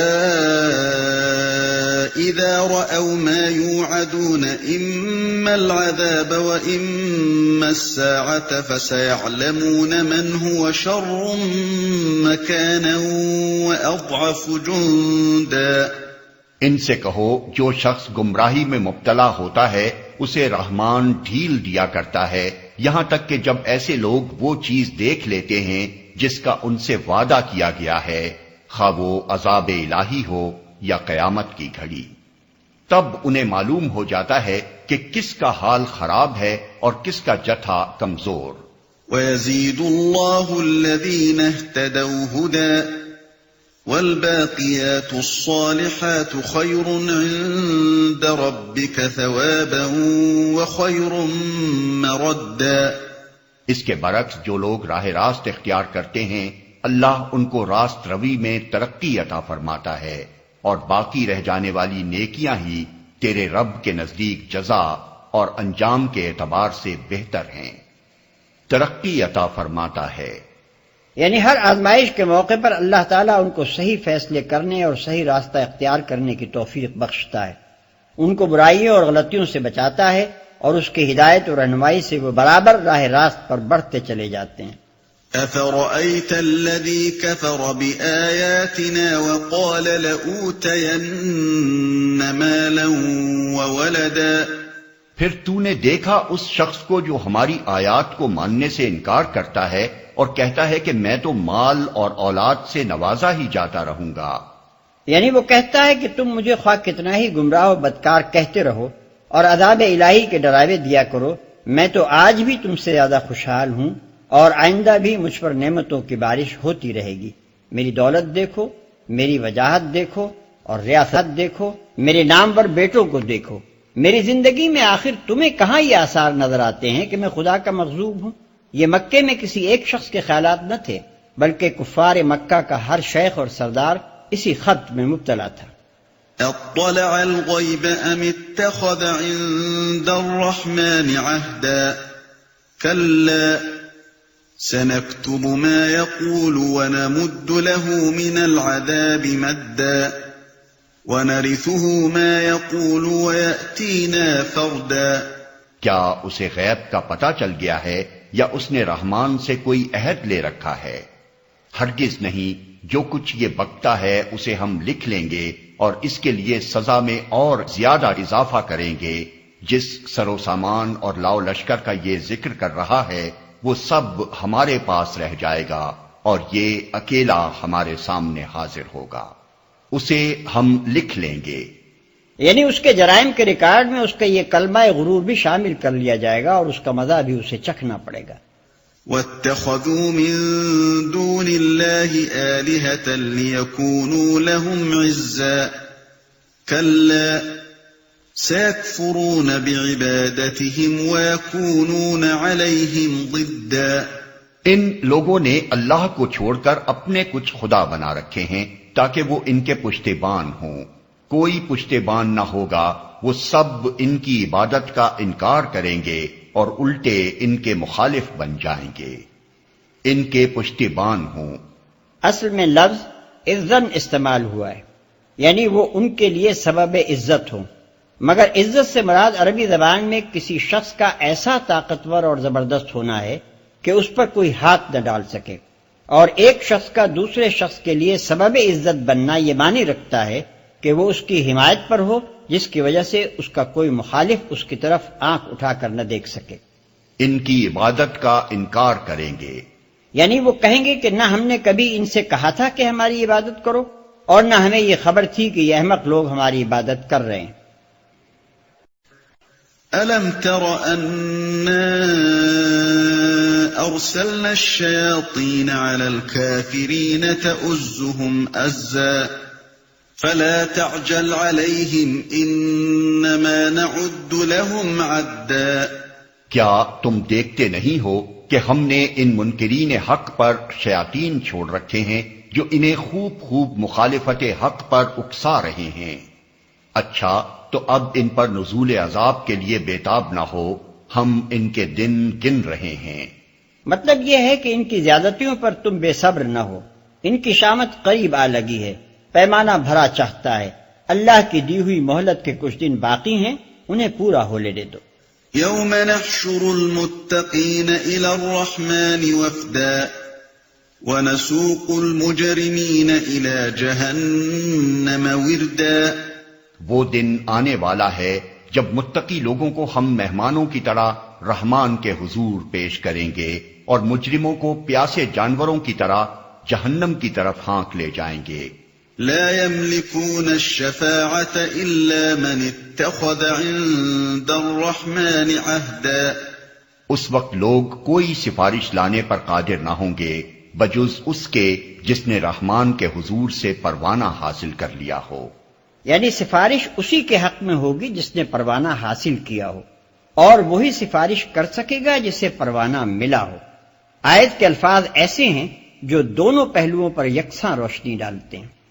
یہ بات کہ سفارش صرف اسی کے حق میں ہو سکے گی جس نے رحمان سے پروانہ حاصل کر لیا ہو، اس کا مطلب یہ ہے کہ جس نے دنیا میں ایمان لا کر اور خدا سے کچھ تعلق جوڑ کر اپنے آپ کو خدا کے عفو و درگزر کا مستحق بنا لیا ہو، اور یہ بات کہ سفارش وہی کر سکے گا جس کو پروانہ ملا ہو، اس کا مطلب یہ ہے کہ لوگوں نے جن جن کو اپنا شفیع اور سفارشی سمجھ لیا ہے وہ سفارشیں کرنے کے مجاز نہ ہوں گے، بلکہ خدا خود جس کو اجازت دے گا وہی شفاعت کے لیے زبان کھول سکے گا۔